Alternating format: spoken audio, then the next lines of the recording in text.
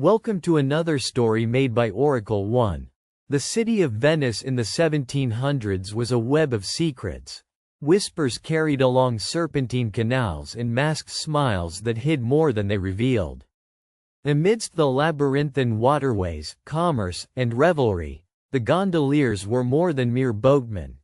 They were guardians of stories, conduits between the islands of despair and delight. But beneath the painted facades and gilded palaces, a tale of forbidden love was about to ripple across the Grand Canal, tethered in an unexpected pact between two rival gondoliers. Giovanni and Marco had been adversaries for as long as anyone in the sestiere of San Marco could remember. Their gondolas often crossed paths with clashing oars. Their sharp tongues delivered snide remarks that echoed over the blue-black waters at dawn, and their competitive instincts made the races to tourists, nobility, and merchants as fierce as any battle for territory. Yet, for all their rivalry, both men shared a deep understanding of Venice's soul and the currents that governed it. The story begins in the early spring of 1722. Giovanni, the elder of the two at 35, carried the weight of expectations inherited from generations of gondoliers before him. His family had served the city with honorable pride, ferrying senators and secretive lovers alike. His gondola, sleek and polished, bore a golden ferro with a distinctive crescent curve, a symbol known across the lagoon. His rival, Marco, younger but no less cunning, was known for his fiery temper and unmatched skill navigating the narrowest canals. His black gondola was adorned with crimson velvet cushions, an ironic mockery of the innocent hearts he tormented. Their animosity was well known, but it was the arrival of Isabella that stirred the waters more deeply than anyone foresaw.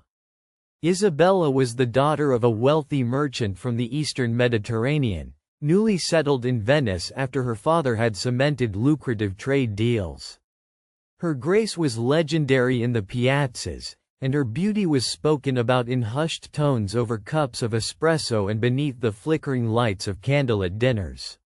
But Isabella was also engaged, an arrangement between powerful families that promised wealth and influence, a bride bound to duty rather than love. Despite this, fate spun an unlikely thread.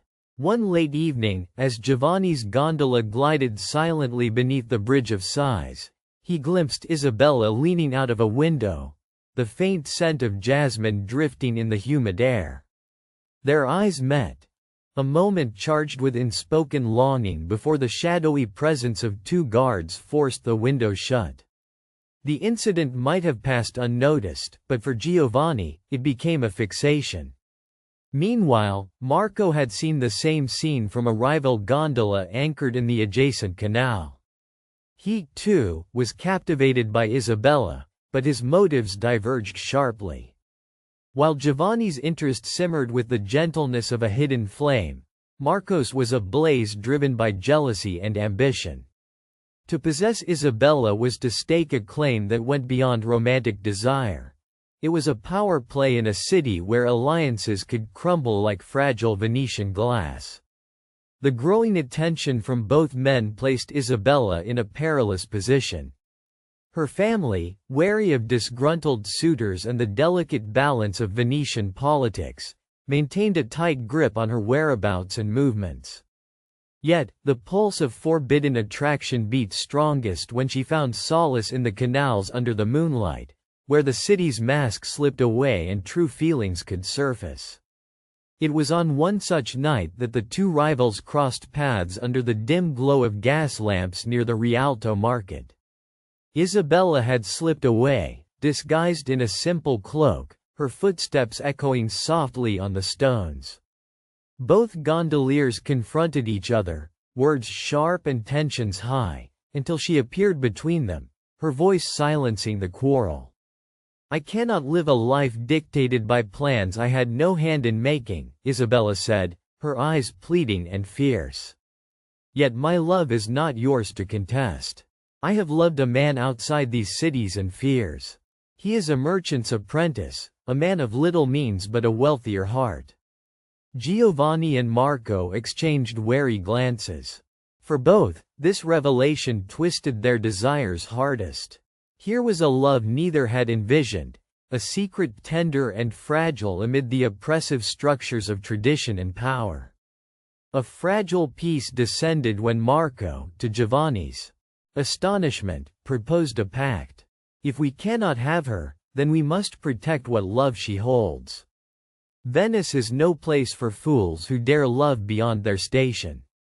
Let us be her guardians, our rivalry frozen by a mutual oath to ensure her safety.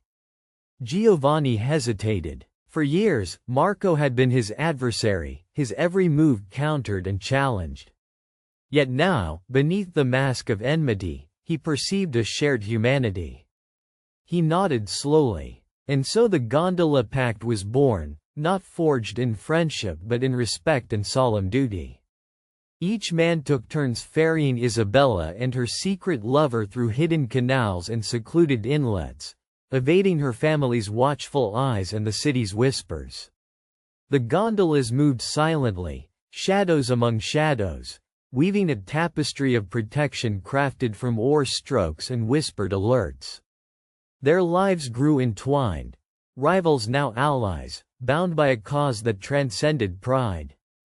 Quiet moments on misty dawns saw Giovanni and Marco sharing stories, fears, and newfound hopes beneath the ever-watchful starlit sky. They learned of each other's dreams and vulnerabilities, the rivalry melting tacitly into something resembling respect. Yet the city's politics and dangers were never far away. Venice thrummed with spies and informers, nobles schemed, and mercenaries prowled the back alleys like predators. The merchant family's anger was fierce when rumors reached them, their precious daughter's defiance a stain on their ambitions. They dispatched agents to intercept the clandestine meetings, determined to sever the bond at its root. On a fateful night in late summer, shadows lengthened and the canals seemed to darken with menace. Giovanni and Marco sensed the threat closing in. They steered their gondolas swiftly, the water splashing fiercely as they maneuvered through the narrowest paths. The city was no longer the romantic backdrop but a battleground where love was the prize. Isabella's lover, a humble man named Lorenzo, trusted only these two gondoliers with his life and love. It was a delicate dance, and the men's skillful navigation became the unsung heroics of the tale. The peril crescendoed at the narrowest stretch near the church of San Zaccaria, where agents lurked in wait. The Gondola Pact held fast. Giovanni's steady hand and calculated grace confronted the enemies head-on, while Marco's fiery courage and cunning tactics distracted and misled. Their boats barely missed the traps laid in the water. They ferried the lovers to safe houses hidden in the labyrinth of Venice, the convent of Santa Maria della Salute, a forgotten warehouse in Dorsoduro, and finally, a ship bound for freedom beyond the Adriatic Sea. In the final hours before Lorenzo's departure, Isabella's family surrounded the lovers. Yet, the two gondoliers stood as living shields, stolid and unyielding. Their rivalry had transformed into brotherhood, and their courage was a beacon that could not be extinguished by threats. A declaration from Giovanni rang out, "You may hold titles and wealth, but here stands loyalty and love unshackled. No decree shall sever this bond." Marco, flames in his eyes, added, "We are gondoliers, servants of Venice's soul and its secrets. To betray the hearts we carry is to betray our city." Isabella and Lorenzo escaped under the cover of night aboard a merchant ship bound for Greece, leaving behind the shadows and chains that had once threatened to claim them. The city whispered of the tale in the days that followed, a story of two gondoliers who dared to pause their enmity and forge a path for forbidden love. Months passed, and Venice slipped back into its rhythmic cadence. Giovanni and Marco returned to their rivalry, but it was different now, marked by an unspoken bond, a shared history greater than personal pride. They crossed paths without anger, their voices carrying a measure of respect, their oars dipping into the water with a steady, practiced grace. On quiet nights, when the moon painted silver trails on the Grand Canal, those who listened closely could hear the echoes of the Gondola Pact, a vow carved not in ink or law but in heartbeats and whispered promises beneath Venice's shimmering surface. This was not just a tale of rivalry or love, but of a city's capacity to harbor secrets and humanity intertwined. Venice, the city of masks, had witnessed a pact forged not in power or wealth, but in the enduring light of compassion. For more stories, like and subscribe.